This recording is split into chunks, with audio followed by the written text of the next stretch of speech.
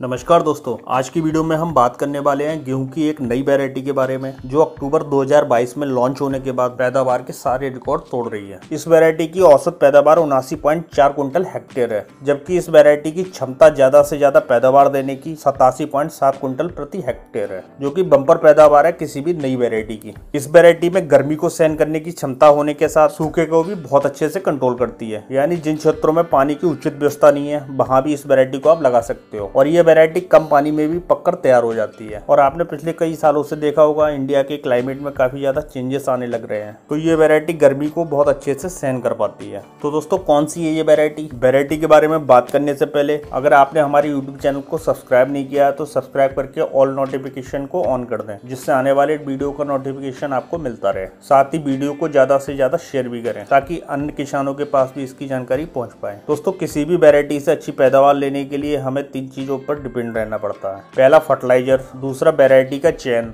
और तीसरा समय पर पानी या देखरेख आपका सबसे महत्वपूर्ण होता है, जिसमें हम फर्टिलाइजर भी समय पर डाल देते हैं और देखरेख भी अच्छी कर लेते हैं, लेकिन वैरायटी का चयन हमें बहुत ध्यान से करना होता है। मैं किसान से हर वीडियो में कहता हूं कि आप वैरायटी का चयन बहुत ध्यान से करें। आपके क्षेत्र के लिए जो सुटेबल वैरायटी हो आप उसी वैरायटी को लगाएं। अक्सर मैंने देखा है कई सारे किसान भेड़ चाल में कई ऐसी वैरायटियों को बो देते हैं जो उनके एरिया के लिए सुटेबल नहीं होती हैं और पैदावार औसत से भी कम निकलती है, क्योंकि आपको इसका नुकसान आर्थिक बोझ के रूप में उठाना पड़ता है। तो वैरायटी का चयन आपको बहुत ध्यान से करना है। आपके एरिया के लिए जो रिकमेंड वैरायटी हो आप उन्हीं वैरायटी को लगाएं। आपको पता होना चाहिए हम जो वैरायटी लगाने जा रहे हैं उसकी पैदावार क्या है, किस एरिया में लगा सकते हैं, कौन से रोग के अगेंस्ट रेजिस्टेंट है, कितनी पैदावार देने की क्षमता है, कितने पानी में पककर तैयार हो जाती है, पौधों की ऊंचाई क्या है। इन सारी बातों का हमें पता होना बहुत जरूरी है, क्योंकि अगर इन बातों का हमें पता नहीं होगा तो हम अच्छी पैदावार नहीं ले पाएंगे। चाहे आप अपनी फसल में कितनी भी अच्छे फर्टिलाइजर डाल रहे हो या आपने कितनी भी अच्छी देखरेख की हो, आप अच्छी पैदावार नहीं ले सकते। अब बात करते हैं दोस्तों इस वैरायटी के बारे में। इस वैरायटी को हमारे कृषि वैज्ञानिकों ने अक्टूबर 2022 में लॉन्च किया। इस वैरायटी को पिछले साल हमारे कई सारे किसानों ने लगाया। किसानों को इस वैरायटी से बहुत अच्छी पैदावार मिली। इस वैरायटी में गर्मी को सहन करने की जबरदस्त क्षमता है, यानी आप देखते होंगे फरवरी और मार्च में टेम्परेचर काफी ज्यादा पहुंच जाता है,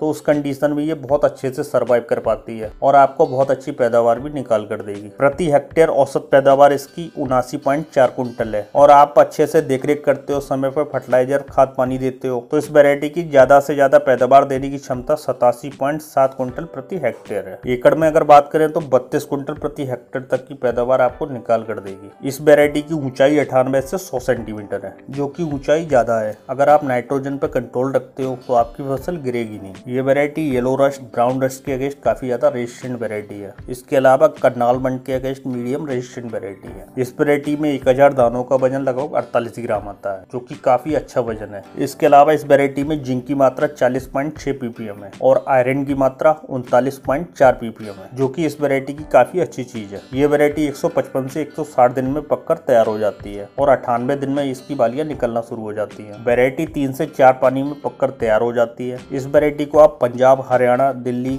राजस्थान में आप कोटा और उदयपुर को छोड़कर लगा सकते हो। इसके अलावा पश्चिमी उत्तर प्रदेश में आप झांसी डिवीजन को छोड़कर लगा सकते हो। जम्मू कश्मीर में आप जम्मू और कठुआ जिले में लगा सकते हो। उत्तराखंड के तराई क्षेत्र में लगा सकते हो। हिमाचल प्रदेश में आप पूना और कोंटा में लगा सकते हो। और इस वैरायटी की सबसे महत्वपूर्ण चीज है कि आप इस वैरायटी की अगेती बुआई करें। 25 अक्टूबर से लेकर 5 नवंबर तक हर हाल में इसकी बिजाई कर दें, अगर आपको इस वैरायटी से अच्छी पैदावार लेनी है। इस चीज का आप खास ध्यान रखें। अगर आप इसके बाद इस वैरायटी की बुआई करते हो तो हो सकता है आपको औसत पैदावार से भी कम पैदावार मिले। तो दोस्तों, ये तो बातें हो गई इसकी विशेषताओं के बारे में। अब बात करते हैं ये वैरायटी है कौन सी। तो दोस्तों, ये वैरायटी है DVW 327, जो करण सिवानी के नाम से है और ये बहुत ही जबरदस्त वैरायटी है और मेरे ख्याल से आने वाले समय में ये दमदार वैरायटी रहने वाली है। जिस तरीके से आज के समय में 303 और 2967 के पीछे किसान पागल हैं, उसी तरीके से इस वैरायटी के पीछे भी किसान पागल रहने वाले हैं। आपको क्या लगता है वीडियो के कमेंट में बताएं। और इस वैरायटी की सबसे खास चीज है कि ये गर्मी को बहुत अच्छे से सहन करती है।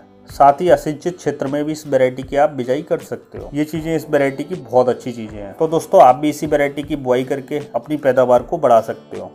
वीडियो आपको अच्छा लगा हो तो एक लाइक करिए, साथ ही चैनल को सब्सक्राइब करिए। जय किसान।